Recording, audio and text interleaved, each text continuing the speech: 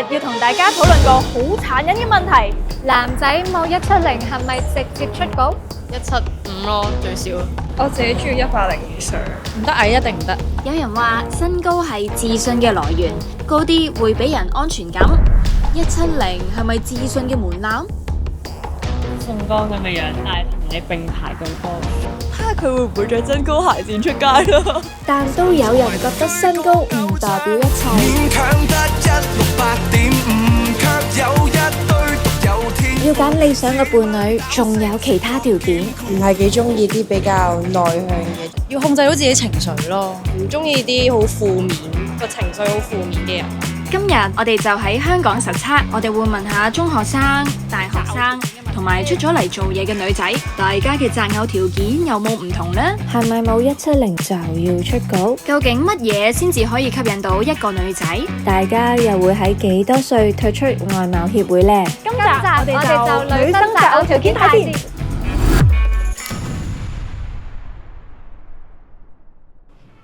同學，想問你有咩擇偶條件啊？我要答㗎，唔使太高嘅，咁就180咁樣，我覺得 OK 㗎啦。我都覺得唔使太大隻嘅，即係好似 Tyson Yoshi 咁我覺得差唔多咯。識少少運動咯，或者可能好似 Coleman 咁樣打下世界賽咁，係咯，我諗係呢啲咯。我要求唔係好高嘅啫。喺社交媒體流行嘅年代，顏值文化越嚟越嚴重。之前日本就有一項關於結婚對象條件嘅調查，發現超過81% 嘅日本女性喺挑選結婚對象嘅時候，都係重視外貌嘅。亦都有調查發現，女仔最在意嘅3個擇偶條件係責任感、專一同埋風趣幽默。鑽石與黃金唔及我一片真誠與真心。究竟唔同年紀嘅女仔擇偶條件會唔會有分別呢？係咪真係人越大就會越冇咁注重外表呢？當你哋咧見到一個男仔嘅時候，第一眼你會望佢咩先呢？應該係樣咯，樣着衫同埋個樣咯，個鼻咯，個鼻要高啲。正常樣，唔可以污糟邋遢。樣個樣，隻眼你要真誠同有神。髮型咯，着衫穿搭。因為有啲男仔佢個頭可能好油或者好唔乾淨嗰啲，我就唔 OK 咯。身高高度，咁要幾高咧，先會吸引到你170啊1.75以上，175咯最少，即係同我差唔多高咯。最好過170咯，最好170或以上，高過我咯就得㗎。高過我就得。如果168.5咁得唔得咧？都 OK 嘅。168.5咁都唔係好 OK 嘅。睇樣咯呢個就就睇樣。係超靚仔啊！係啊。宋江朴寶劍，如果矮過你，但係朴寶劍咁嘅樣，唔得。宋江咁嘅樣，但係同你並排咁高，仲有一個高啲嘅大帽嘅靚仔。啊！哇！我都覺得好難揀啊，一樣高。睇下佢會唔會着增高鞋墊出街咯？佢會着可以考慮到宋江。原來啊，就算有宋江嘅外貌，都一定要夠高。究竟女仔揀男朋友嘅時候，夠高係唔係就等於有絕對優勢呢？你幾高啊？181，我都有1米8，1米9。吓？1.9？哇！自己呢個身高係咪一個優勢啊？都係嘅，即係人哋一睇就見到咯。啲女仔會望會覺得顯眼啲咯。而且香港女仔都好中意啲高過自己嘅男仔啦，比較容易啲第一眼吸引到個女仔。但係係咪識到就係睇性格？咁如果有個係 MC 咁嘅樣，中晒你個 type 啦，但係咧你發現佢對你唔係好好嘅，對比一個樣真係完全唔係你杯茶嘅，但係佢對你超好啊，咁點揀？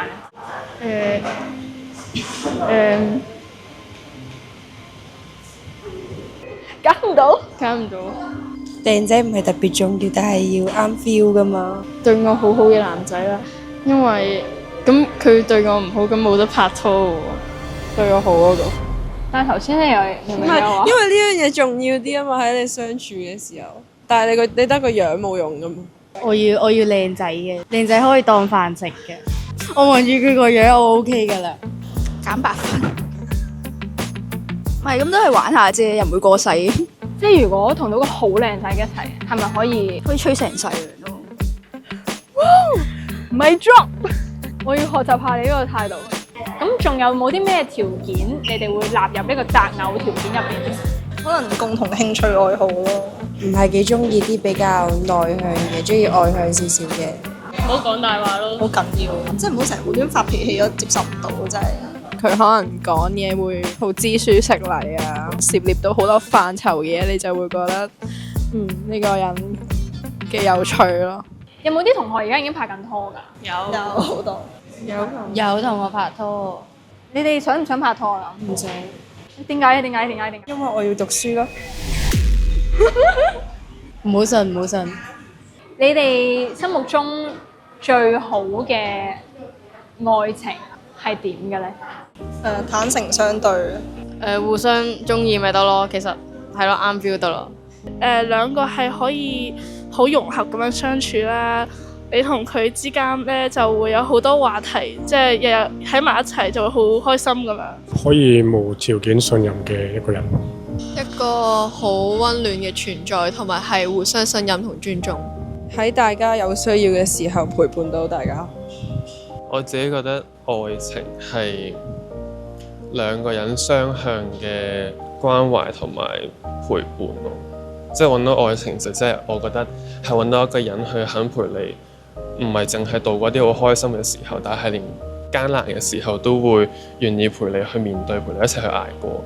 聽咗佢哋大學生、中學生講咁多之後，我發現咦，其實佢哋係比我想象中成熟嘅喎。我以為佢哋會一開始會答佢哋理想中愛情嘅模樣，可能係一齊要做啲咩，有好多要求咁樣啦。點知到頭來，好多人嘅答案都係陪伴咯。咁你覺得而家仲有冇人可以做到初戀就結婚，或者係有應該有嘅，我覺得。冇。試多幾次先。你要試多幾次先知邊個係你，即係你可以過一世嘅人咯。我覺得揾男朋友唔難嘅，但係揾一個啱嘅人就好難，即係未必有咁多彩數可以俾你遇到一個真係同你好 match 嘅人。我覺得揾一個你有 feel 之餘，人哋又對你有 feel 呢樣嘢係好難得咯，我覺得。相唔相信自己會揾到一個長相廝守同埋一世嘅愛情？一般啦，即係有啲信又有啲。點解冇信心啊？點解？因為人哋都睇唔上我。喂，點解唔可以咁樣諗㗎？嗱，真係嘅，你覺得自己最大嘅優點係咩？即係大方咯，大方，對人好咯，對人好。所以你一定要相信自己係值得一個好嘅伴侶。OK？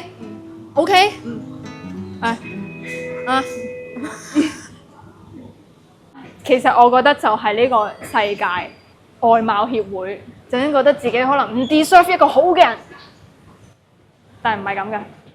我覺得年青人對愛情都仲係有盼望嘅。身高雖然重要，但係佢哋都知道愛情嘅真諦。唔知出咗嚟做嘢之後會唔會變咗呢？ Hello， 想問下你咧，你有咩擇偶條件㗎？嚇？要講啊？而家？要㗎，好多人想知啊。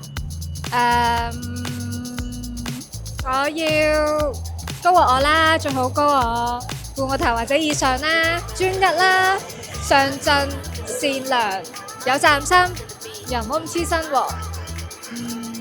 仲有情緒穩定，哇！呢個好緊要。差唔多啦，唔係好多要求啫係嘛？擇偶條件入邊咧，高度你哋覺得重唔重要啊？重要，重要嘅，唔可以矮咯。即係你最低限度可以接受到幾多？幾高？174， 170以下唔得。我自己中意180以上，176以上咯，175以上。高過我就得。即係起碼要我着高踭，我唔需要諗使唔使就住佢唔着高踭鞋咯。即係一係就好有內涵，但係咧普通樣；有一個咧就係同你嘅標準好似噶啦，但係內在就麻麻地。你會揀邊一個咧？我揀唔到。我會揀內涵，冇理由好靚仔，但係對我差噶嘛。應該一定揀第二個，對我好太重要啦。你哋對比起之前可能係10幾歲嘅時候嘅擇偶條件啦，同而家啦，有冇啲乜嘢唔同呢？可能之前會諗嘢單純啲，就覺得可能真係會中意外表多啲嘅。但係而家嘅可能覺得相處之後啱 feel 再重要啲。我細個咧就同我屋企人講，我一定要揀個超高、超靚仔、超有錢嘅。但後尾我發現咧，呢個社會咧冇人係咁完美嘅，即係到依家覺得有內涵對我好就 OK 啦。即係開始會諗同呢一個人可唔可以共同進步去繼續拉手。你相唔相信愛情啊？唔好喊住，唔好喊住。暫時唔係好信啦，係傷得好深，都幾嘅，傷咗2次。都相信嘅，都相相信人哋嘅愛情。咁我可能而家唔相信啦。細個時候諗得好美好嘅，跟住發現咧現實中唔係咁嘅回事咯。即係嘈交一定唔可以避免噶啦，相處上面咧夾唔夾咧又係另一回事，睇好多嘢，跟住要磨合咯，要包容。我相信嘅，但係可能真係好相愛嘅時間會好短咯，即係好快就會變家人。白頭到老好易啫，你唔分手嘅話就白頭到老噶啦。但係你愛唔愛係兩樣嘢嚟噶嘛。唔知呢一班女仔又覺得兩個人相處最重要嘅係乜嘢呢？我覺得係溝通，無論女仔定男仔，好多時候都唔肯講出嚟，跟住就中意收埋，越積越多咧就係啊，爆出嚟係最唔好嘅。有咩不滿就講出嚟咯，即係唔係話要發脾氣嗰種，但係你要講，即係譬如可能你今日咁樣做，我唔係好中意，咁大家再諗點樣去改善。即係我覺得如果溝通完，大家發現相處方式都唔啱嘅，咁樣分開會好過，即係隱隱埋埋最後一次嗌交，然後大家又意氣用事，講啲嘢好難聽咁樣分開，咁樣會好啲咯。我覺得係分享欲咯，即係定期都要分享下自己身邊發生咩事。如果有淨係得單方面分享嘅，好似會呢一邊會好攰咯咁樣。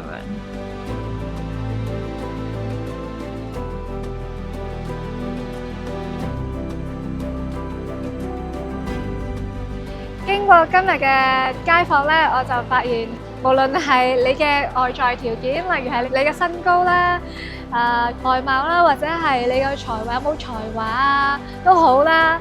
其實咧，最終咧，或者係最重要咧，都係溝通。所以咧，我就祝願天下間所有嘅單身女仔都可以揾到一個可以同你好好溝通嘅男朋友啦。